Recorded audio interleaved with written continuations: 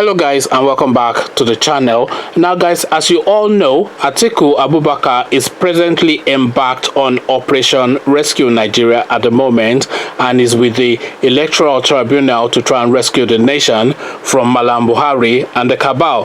So there are 5 reasons why he thinks he stands a chance, and these are the reasons. So guys, I bring you this 5 grounds upon which Atiku's petition against Buhari is based. So these are 5 of the reasons why Atiku Abubakar feels he has a chance at the tribunal set up by Malam Buhari and the cabal.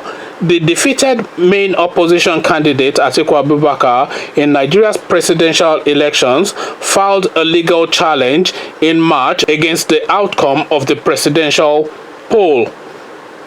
Abubakar's petition states that he defeated the All Progressive Congress's Muhammadu Buhari, who was declared the winner of the election. The petition asks that the Electoral Commission overturn the result on the grounds of irregularities. In a 141-page petition which contained 5 grounds, Atiku and his party, People's Democratic Party, are praying that they are declared winner of the polls. The 2 petitioners prayed the Presidential Election Petition Tribunal to nullify the poll and ordered for a fresh election that will be conducted in line with the provisions of the electoral law. Here are 5 grounds upon which the petition is based. That Buhari was not duly elected by the majority of lawful vote cast at the election. Abubakar alleged that from the data in the first respondent, that's INEC's server, the true, actual and correct results from state-to-state computation showed that he polled a total of 18,356,732 votes to defeat Buhari, whom they said scored 16,741,430 votes. By this, Abubakar claims to have defeated Buhari by 1,615,302 votes. So that's the first reason. The second reason, the election of Buhari is invalid by reason of corrupt practices. So the election of Buhari is invalid by reason of corrupt practices. The PDP candidate alleged that the presidential poll was marred with corrupt practices before and during the poll. He said the electoral materials were compromised and mentioned the massive thumb printing of ballot papers and manipulation of security agencies and militarization of the election as means through which the ruling party influenced the election. The election of Buhari is invalid by reason of non-compliance with the provisions of the Electoral Act 2010 as amended. Abubakar said that the election was cancelled in many polling units in the country. He noted that through INEC's declaration, 4,171 in number out of the 119,973 polling units in the country, the petitioners aver that the cancelled election covered 2,906,384 registered voters. Also, he said INEC ordered supplementary elections in 14 states covering 2,341 polling units with 2,698,773 registered voters, which according to Abubakar did not take place as prescribed by law. Abubakar therefore contended that if 2,906,384 council votes are added to 2,698,773 votes, who did not vote, the figure will stand at 5,605,157, which will exceed the figure of 3,928,869, which was the difference in the vote INEC announced to declare Buhari winner. Hence, Abubakar said INEC ought to have declared the February 23rd, 2019 presidential election inconclusive. So another reason, Buhari was at the time of the election not qualified to contest the said election.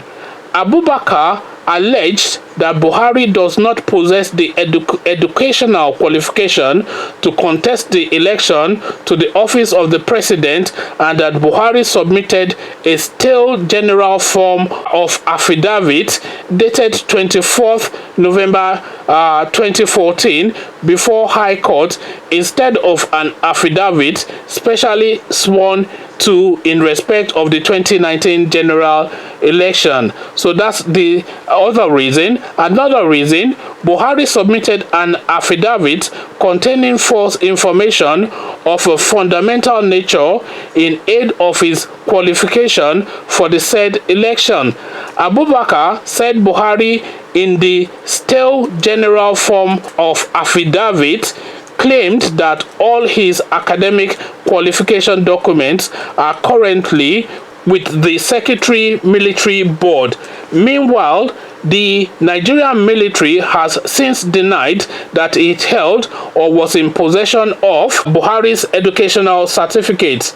Abubakar also declared that the middle school Katsina and Katsina Provisional Secondary School, which the Buhari claimed to have attended in his curriculum vitae, his CV, between 1953 and 1956 and 1956 and 1961 respectively, were at the material time non-existent.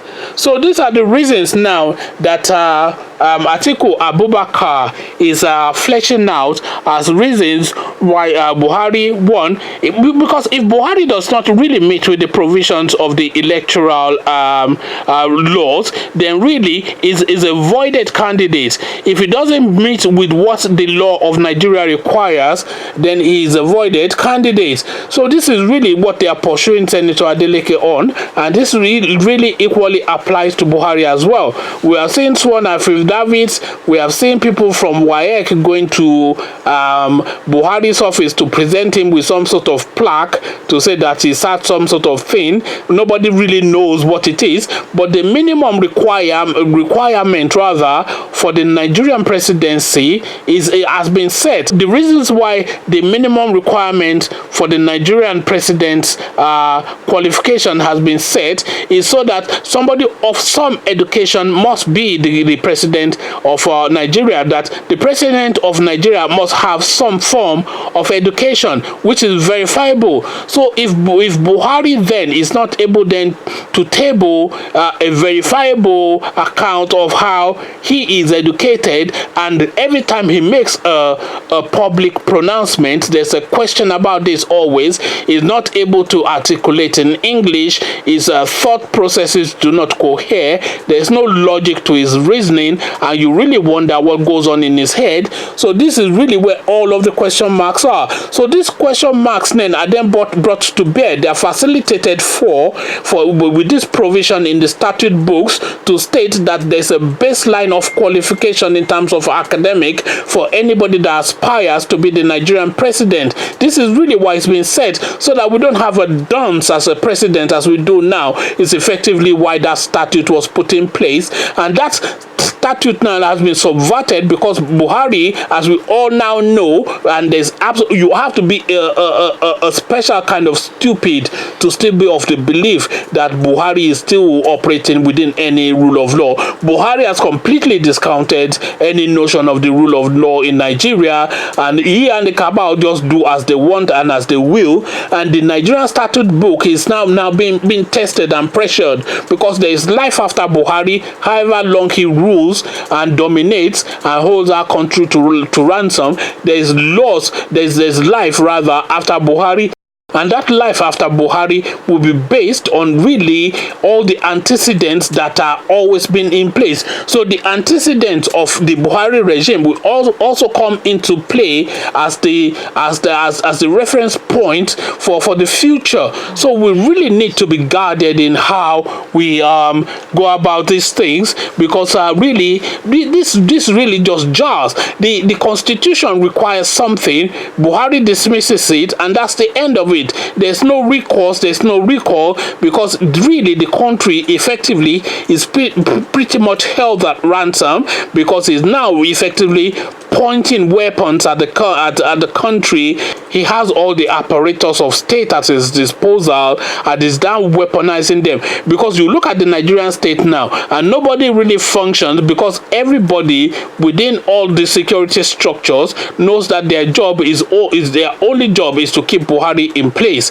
So long as Buhari is in place, if the Nigerian state falls apart, then it falls apart. And that is really the only requirement that Buhari asks of them. We all saw what we had under Ibrahim Idris. We can all see what is going on in Nigeria now. We've all been asking for change. The security chiefs are not fit for purpose, and Buhari is not willing to change them, because really the task that he has set them, they are carrying it out to the letter, which is to continue to keep him in power in perpetuity, and this really is the task. So now, this now is a legal route to try and rescue the country from the clutches of the cabal. But can we succeed is the question, because the Attorney General is a Buhari agent. He handpicked him and put him in place. The Chief Justice of the Federation is a Buhari agent. He handpicked him and put him in place. The Inspector General of Police is a Buhari agent. He handpicked him and put him in place. The Chief of Defense is a Buhari agent. He handpicked him and put him in place.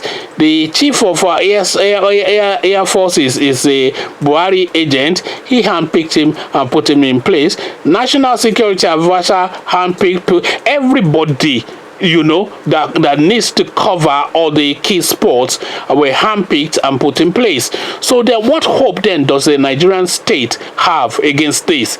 So really, this is where we are now. It's a game of brinksmanship, and Atiku Abubakar has now taken to law to see if there's any hope left within the Nigerian judicial system.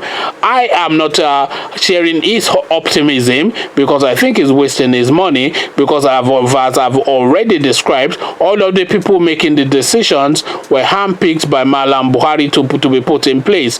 So what decision are they then going to make against the person that handpicked them and pumped their account full of American dollars and put them in office to live large like a lord?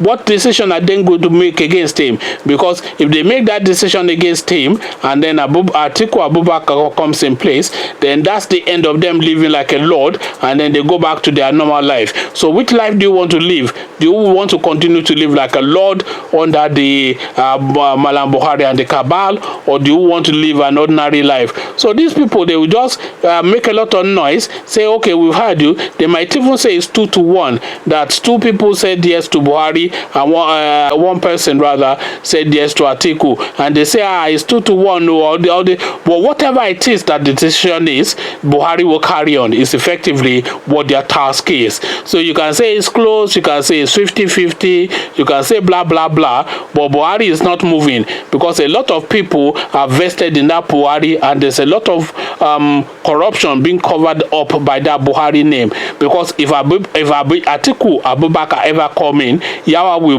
burst, because then we will then see what has been going on over the last 4 years, and Nigerians will weep, So really, this is really the state of play now. So Atiku Abubakar, the legal system, Malam Buhari, the Attorney General, and the Chief Justice of the Federation, and the Electoral Tribunal. Will anything come out of it? Well, you let me know in the comment section. But before you come, let me know in the comment section.